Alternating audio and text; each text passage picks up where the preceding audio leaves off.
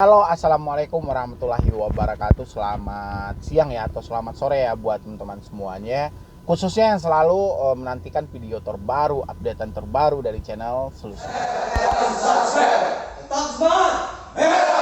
Terima kasih ya buat teman-teman semuanya yang sudah mensupport atau selalu mengikuti tentang updatean video terbaru dari channel Solusi Utang.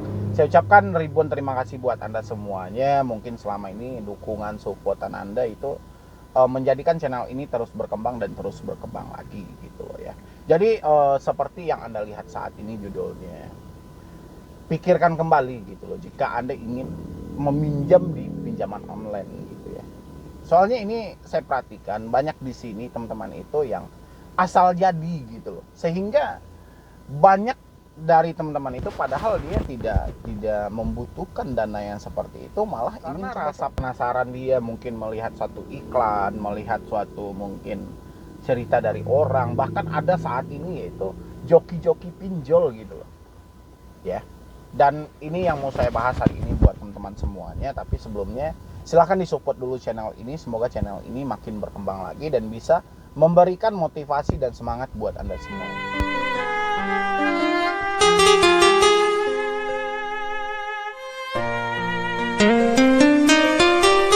Terima kasih ya buat teman-teman semuanya. Jadi ini Anda lihat itu iseng-iseng membawa petaka gitu, terjebak di pinjaman online gitu ya.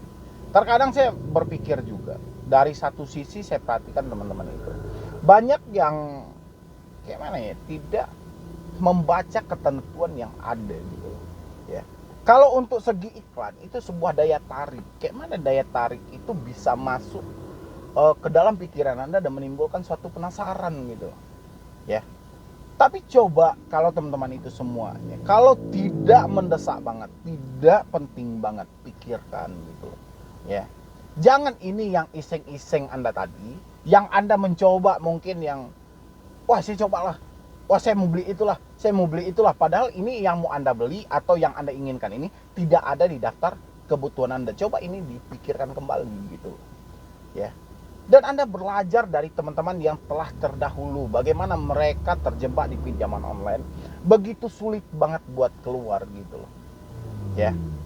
Kalau di satu sisi ya, di satu sisi mungkin saya akan melihat bagaimana dari pinjol itu menawarkan satu iklan mereka, menawarkan produk-produk mereka gitu loh, yang membuat Anda penasaran. Tapi di sisi lain ya, ini ditambah lagi hari ini juga banyak ya jasa-jasa dari joki pinjol atau ini segala macamnya gitu loh. Sadar nggak bahwa Anda itu telah dimanfaatkan gitu loh ya. Jangan Anda mau ngikuti hal-hal yang seperti itu. Ini banyak saya perhatikan.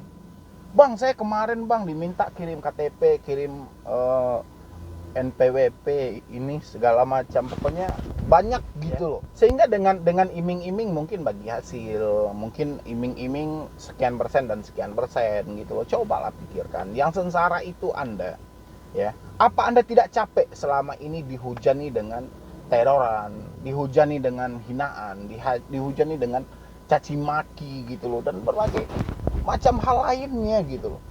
Coba ini dipertimbangkan. Saya perhatikan dari pesatnya perkembangan zaman, pesatnya perkembangan teknologi, sehingga ini tidak menutupi kemungkinan Anda akan masuk ke ranah ini gitu loh ya. Karena saya perhatikan berapa banyak itu pengguna dari Facebook, berapa banyak pengguna dari Twitter, berapa banyak pengguna dari Instagram gitu atau dari YouTube, dan mereka itu nyaris semuanya ada iklan pinjol di dalam itu ya. Jadi Anda itu semuanya, saya ingatkan lagi, jika memang tidak terlalu penting gitu loh, tidak terlalu penting, pikirkan kembali gitu loh ya. Itu cuman manis di awal aja gitu loh, dan itu semuanya mengandung resiko yang sangat besar buat diri Anda. Mungkin mengganggu dari hal pribadi Anda nantinya kalau Anda sudah terjebak, bunga yang terlalu tinggi gitu loh ya. Itu tidak akan sesuai dengan iklan yang Anda lihat ya. Cobalah yang sekarang ini, yang awalnya minjam cuman gara-gara daya tarik dari sebuah iklan, coba dulu isi di kolom komentar seperti apa gitu, dan iklan apa yang Anda lihat. Yang lain yang rasanya mereka ingin sekali, mungkin rasa penasaran mereka ingin meminjam di pinjaman online, biar mereka bisa pertimbangkan gitu loh ya. Coba dulu isi di kolom komentar, siapa di sini yang meminjam di pinjol cuma gara-gara iklan yang mereka jumpai mungkin di Facebook, di YouTube, ataupun di Twitter, di Instagram mungkin ya. Dan ketika dia masuk, semua itu tidak sesuai dengan fakta yang ada. Ya. Makanya dipikirkan gitu loh. Karena saya perhatikan makin banyak, setiap hari ini makin banyak, setiap hari ini makin banyak gitu ya. Dan untuk mungkin dari otoritas jasa keuangan, mungkin ini lebih dipertegaskan lagi ya.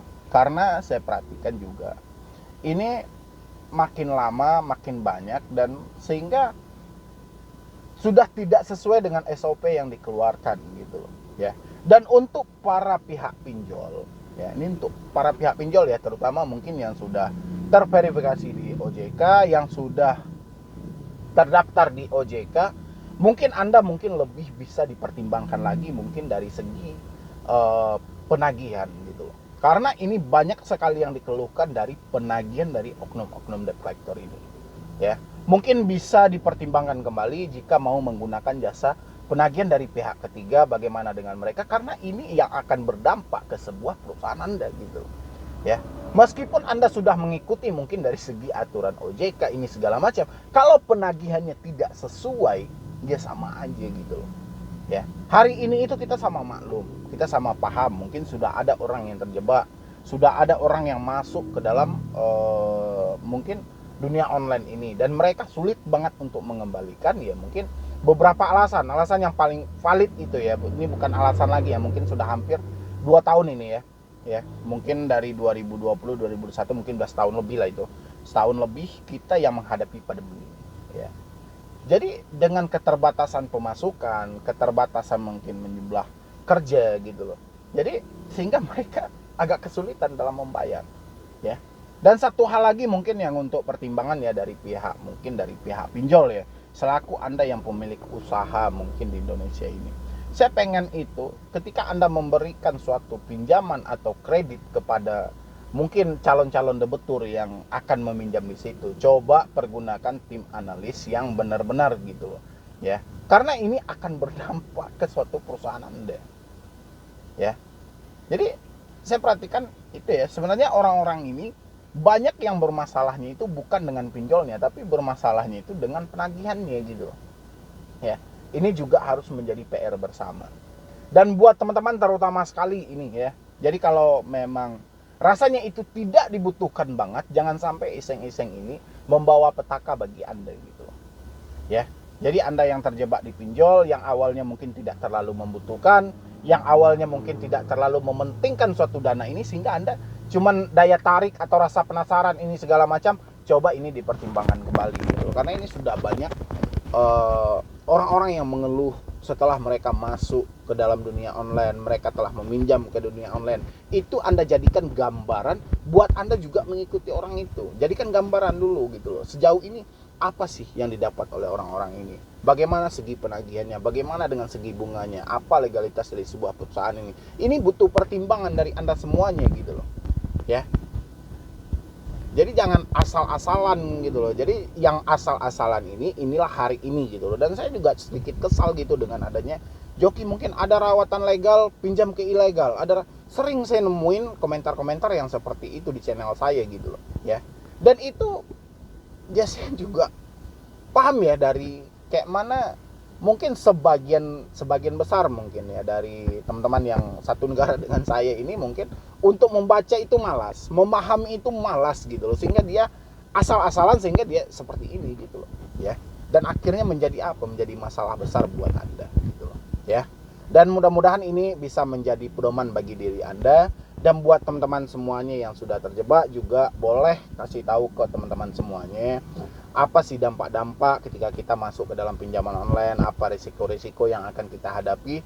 Jangan hanya manis kelihatan di awal aja gitu loh ya. Tolong disampaikan juga ke orang-orang sekitarnya ya. Mungkin dari saya cuman itu dulu, terlebih dan terkurangnya mungkin saya mohon maaf. Kalau ada mungkin penyampaian yang kurang pas, kalau ada penyampaian yang kurang masuk dari diri Anda boleh isi di kolom komentar supaya pembicaraan ini lebih lengkap.